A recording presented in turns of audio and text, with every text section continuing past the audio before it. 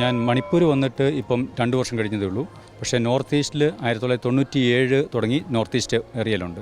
ഈ സ്കൂൾ തുടങ്ങിയത് അച്ഛന്മാർ ഞങ്ങൾ ഏറ്റെടുത്ത് 1987 ഇടവക തുടങ്ങിയത് 87. പക്ഷേ അതിനു മുമ്പ് സേനാപതി ഇടവകയിൽ നിന്ന് ഇവിടെ ഒരു വില്ലേജ് സ്കൂളായിട്ട് ഇവിടുത്തെ നമ്മുടെ കത്തോലിക്കർ ഓടിക്കുമായിരുന്നു. അത് കഴിഞ്ഞ് 87 പാരീഷായി, അന്നേരം അച്ഛന്മാർ ഏറ്റെടുത്തു. ഇത് ദൈലി ഗ്രാമം എന്ന് പറഞ്ഞാൽ നാഗ മാവോ ട്രൈബിൽപ്പെടുന്ന ഒരു ഗ്രാമമാണ്. ഇവിടെ ഈ ഗ്രാമത്തിൽ 230-ലധികം മാവോ കുടുംബങ്ങളുണ്ട്. പിന്നെ കുറച്ച് നേപ്പാളി ആൾക്കാരുണ്ട്. പക്ഷേ ചുറ്റുവട്ടത്തുള്ള എല്ലാ ഗ്രാമങ്ങളും തന്നെ, ഇവിടെ ഒരു ഗ്രാമം ഒഴിച്ച് ബാക്കി എല്ലാം തന്നെ കുക്കി ഗ്രാമങ്ങളുമാണ്.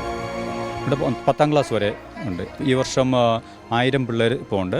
പിന്നെ ഈ പ്രശ്നങ്ങൾ തുടങ്ങിക്കഴിഞ്ഞപ്പോൾ ഞങ്ങളുടെ പിള്ളേരെ 100ഓളം പിള്ളേർ ഇവിടുന്ന് വിട്ടുപോയി. ബാക്കി അന്നേരം 250-ലധികം പിള്ളേർ നമുക്ക് ഫ്രീ അഡ്മിഷൻ കൊടുത്ത് ഇവിടെ സ്കൂളിൽ ഏറ്റെടുത്തിരുന്നു.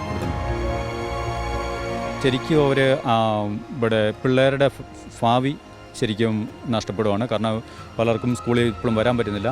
പാവപ്പെട്ട പിള്ളേർ ദൂരെ നിന്ന് ഓടി വന്നവർക്ക് അവർ സ്കൂളിൽ പോകാൻ പറ്റുന്നില്ല. ഇപ്പോഴും ക്യാമ്പുകളിൽ താമസിക്കുന്നവർക്ക് സ്കൂളിൽ പോകാൻ പറ്റുന്നില്ല. നമ്മളാൽ കഴിയുന്ന ഇവിടെ നമ്മളിപ്പോൾ 250-250ഓളം പിള്ളേർക്ക് ഫ്രീ അഡ്മിഷൻ കൊടുത്ത് നമ്മൾ ഇവിടെ സ്കൂളിൽ നിർത്തുന്നുണ്ട്. അതിൽ കൂടുതൽ ബാക്കി എന്താ നമുക്ക് ചെയ്യാൻ പറ്റുന്നത്? നമുക്ക് എന്തൊരു പ്രശ്നം വന്നാലും നമ്മുടെ കത്തോലിക്ക ബാപ്റ്റിസ്റ്റായിട്ട് അവരാരും നോക്കുന്നത്, എല്ലാവരും നമ്മുടെ കൂടെയുണ്ട്. അത് വളരെ അതിപ്പോൾ ഇവിടെ കുക്കികളായാലും കത്തോലിക്കരായാലും ഇവിടെ നാഗാസായാലും എല്ലാവരും നമ്മുടെ കൂടെയുണ്ട്. സമാധാനം കൊണ്ടുവരാൻ ശ്രമിക്കാൻ പറ്റും, അല്ലാതെ നമുക്ക് അത് കൂടുതൽ നമുക്ക് ചെയ്യാൻ പറ്റുന്നില്ല. കാരണം ഇത് ഗവൺമെൻറ്റും ഇവിടെ 2 ആൾക്കാരും ഒന്നിച്ചിരുന്ന് ചിന്തിച്ച് ഇത് ചെയ്യേണ്ടത്, അല്ലാതെ നമുക്ക് പറയാൻ പറ്റില്ല. ഇവിടെ ഇപ്പം നമ്മുടെ ഇത് വെച്ച് ആൾക്കാരെ സഹായിക്കാൻ പറ്റുന്നുള്ളത് സഹായിക്കുക, അതാണ്. നമുക്ക് പ്രാർത്ഥനയും കാര്യങ്ങളെല്ലാം ചെയ്യുന്നുണ്ട്. പക്ഷേ എൻ്റെ കൂടെ എന്തൊക്കെ സഹായം നമുക്ക് ചെയ്യാൻ പറ്റുമോ അത് ചെയ്യുക.